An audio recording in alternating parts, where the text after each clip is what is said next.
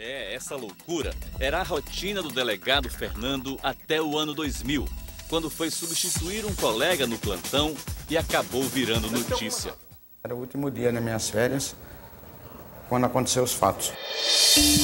Houve um tiroteio e o delegado substituto foi atingido pelas costas. Nesse instante eu percebi que eu comecei a me ver por cima, lançado para o alto, como se tivesse um foco de luz atrás de mim, como se fosse uma luz de um teatro, redonda assim, em volta do meu corpo, e eu me vendo lá, parado no alto, imóvel, não mexia nada. E eu fiquei ali me observando. Mas como era essa luz, delegado? Era forte, era branca. Era branca. E ela era projetada? Ela vinha de trás, ela passava por trás de mim e projetava. Eu achei isso aí porque ela só projetava o meu corpo, né? Lá no chão? Ela só projetava o meu corpo. E como eu não conseguia me mexer, eu fiquei olhando para aquilo. E o que passava naquele momento? Eu pensei, eu vou morrer. A bala que perfurou um pulmão e uma costela marcou definitivamente a vida do delegado. De início, assim, para começar, eu fumava 4 maços de cigarro por dia, parei de fumar. Não digo menos para problema da vida. O problema da vida hoje em dia já não me atinge tanto. Eu acho que tudo passa. Hoje em dia eu acredito na recuperação do ser humano, né? Muitas vezes eu não acreditava também antes. Eu achava que aquela pessoa que fez isso ou fez aquilo não tinha recuperação. Hoje em dia não. Eu acho que tem sim. Todo mundo tem. Todo mundo tem que ter chance, todo mundo tem recuperação. Você diria que essa experiência de quase morte foi uma coisa boa que aconteceu na sua vida, delegado? Foi. Eu sinto essa luz, ela me acompanha até hoje. É mesmo? Não que ela brilhe, mas eu sinto uma segurança. Quando eu estou em algum momento, eu penso nela e eu peço um auxílio e acaba vindo. Sempre acaba vindo um auxílio, uma saída, uma sugestão. Eu me sinto protegido. Cientistas de 7 países e uma investigação dentro das UTIs. Quando coração e cérebro param de funcionar, é possível continuar pensando? Daqui a pouco. Um momento de prazer intenso, uma liberdade completa. Aliás, a própria libertação. Foi assim que a morte apareceu para Fernando durante os 10 dias de coma profundo depois de um grave acidente de bicicleta. Estava descendo aqui, devia estar numa velocidade já elevada. Que hora só esse rapaz aqui passando assim? É uma Já descida. estamos mais ou menos nessa velocidade. Só que a minha roda é mais fina do que a roda da moto. A roda travou num buraco que devia estar cheio d'água que nem aqueles ali. E eu voei e caí com a minha cabeça na quina de um carro. O tombo foi tão violento que Fernando teve uma convulsão. No hospital, foi operado 2 vezes para a retirada de coágulos no cérebro. Os prognósticos eram que eu ia talvez não andar, talvez não falar. O médico tinha até falado para mim, olha, não tenha muitas esperanças. Então, eu não segui o conselho dele, tive muitas esperanças e acabou dando certo, né? Deu certo, mas ninguém diria que enquanto ele estava inconsciente, aqui deste lado, em algum outro lugar, andava flertando seriamente com a morte. Pular nesse precipício seria me dissolver no todo, seria fazer parte de tudo. Era essa a sensação que você sentia? Eu me dissolver, e me libertar.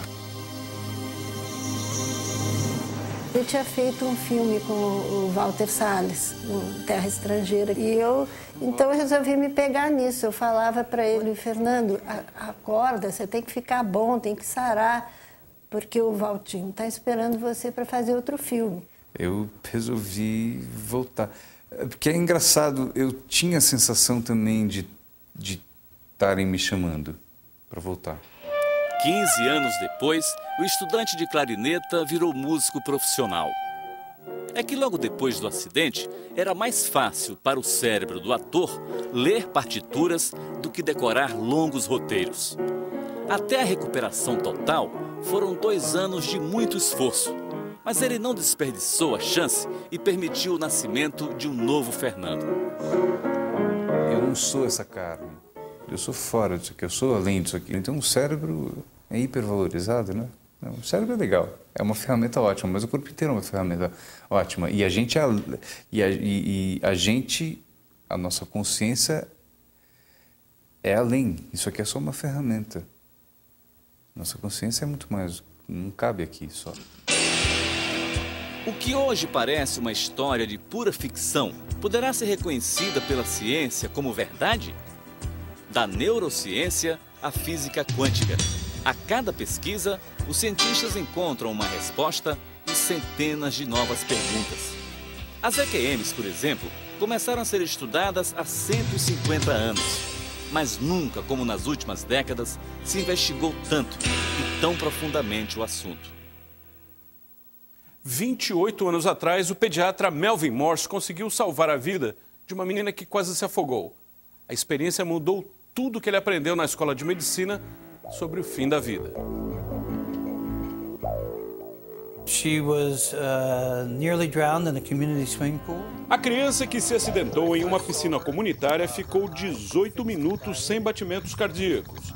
E todo o processo de salvamento durou 4 horas. Um mês depois, médico e paciente se reencontraram. E ela imediatamente o reconheceu. I don't like him. He put a tube in my nose. Eu não gosto dele, disse a menina. Ele colocou um tubo no meu nariz. Eu vi o senhor indo até o telefone para chamar alguém. E o senhor perguntou, o que eu devo fazer agora? O senhor me colocou em uma grande máquina que parecia um círculo, numa clara referência ao tomógrafo. E ela disse também com muita segurança, eu não estava morta, eu estava viva. A partir deste episódio, o médico pesquisou experiências de quase morte ao longo de 15 anos. Aprendeu, por exemplo, que nem todas as pessoas socorridas numa emergência passam pela mesma experiência. As EQMs são relatadas principalmente pelos pacientes que tinham uma chance mínima de sobrevivência. Talvez isso tenha a ver com a possibilidade de uma vida em um nível superior.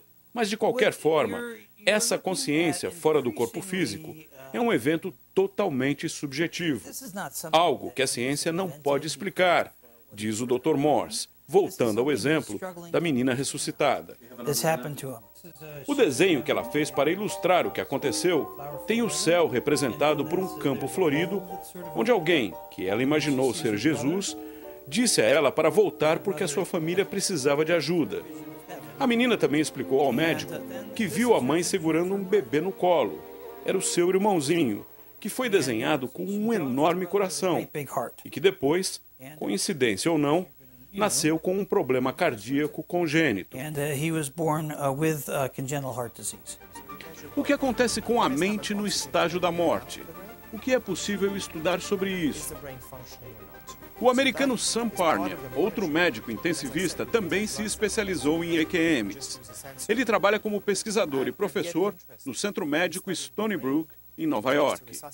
Usando tecnologia de ponta, os médicos conseguem medir até a oxigenação do cérebro quando ele para de funcionar.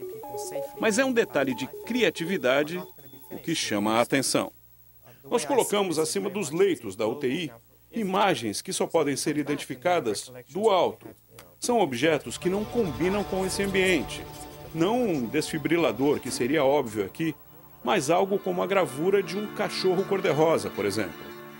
Depois, se um paciente, representado aqui por esse boneco, acordar contando que saiu do corpo e viu a gravura lá em cima, bem, esse é o tipo de relato que obriga os médicos a, no mínimo, parar para pensar.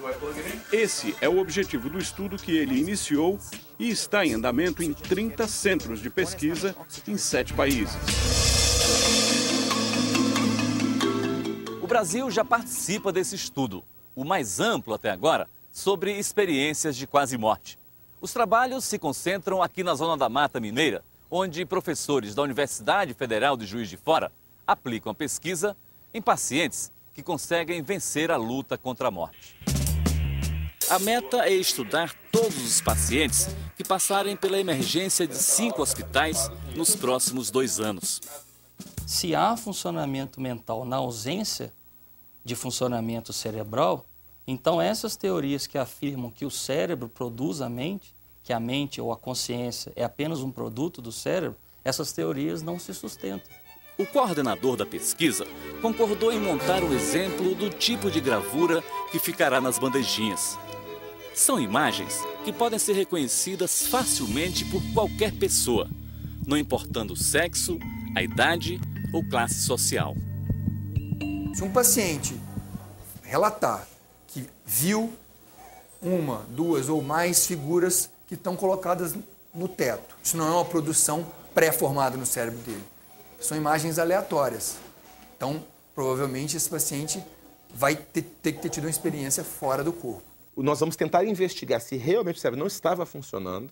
Nós vamos ter dados para investigar se o coração não estava funcionando e, a partir disso, identificar se durante esse período que o cérebro não funcionava, a pessoa foi capaz de ter percepções verídicas, que a gente pode comprovar que aquilo realmente aconteceu. Na Santa Casa de Juiz de Fora, os leitos da UTI já estão preparados. Todos os sobreviventes de paradas cardiorrespiratórias serão entrevistados. Os relatos serão avaliados com base nas respostas de um questionário padrão. Não se conhece nada sobre a mente, mas também se conhece muito pouco sobre o cérebro. E essa pesquisa, de uma certa maneira, vai ajudar, inclusive, a evoluir o conhecimento sobre o próprio cérebro. A pesquisa também vai servir para não desperdiçar histórias como a da psiquiatra Sandra do Nascimento. Diabética, cardíaca e com problemas renais, ela esteve à beira da morte mais de uma vez. E quando teve uma EQM, viu toda a correria dos médicos para salvá-la. Foi o que ela contou para sua cardiologista insistentemente. Viu os movimentos, descreveu até a movimentação da enfermagem, a movimentação do próprio doutor Leonardo e do outro plantonista que estava junto. E o que nós achamos interessante é que, assim, vários dias depois, ela ficou falando e sempre assim, sempre descrevendo tudo direitinho. Ela reconheceu o doutor Leonardo sem nunca ter visto ele antes? Sem nunca ter visto.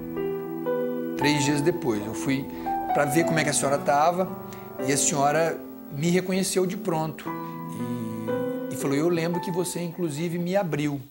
6 meses depois, a doutora Sandra esqueceu quase tudo. Permanece apenas a forte presença de uma luz que dá a ela, até hoje, uma enorme sensação de paz e bem-estar, apesar das limitações do corpo muito doente. E essa luz tinha uma cor? Amarela, um amarelo intenso, muito intenso, luminoso. Ela aproximava e afastava. E na medida que ela ia e vinha, ela diminuía. É uma coisa que eu tenho como que inexplicável. Você tem que explicar? Estão como explicar? É isso que nós estamos buscando. Eu não tenho como explicar. Eu atribuo, novamente eu repito, uma coisa do alto, uma coisa de Deus. São Paulo.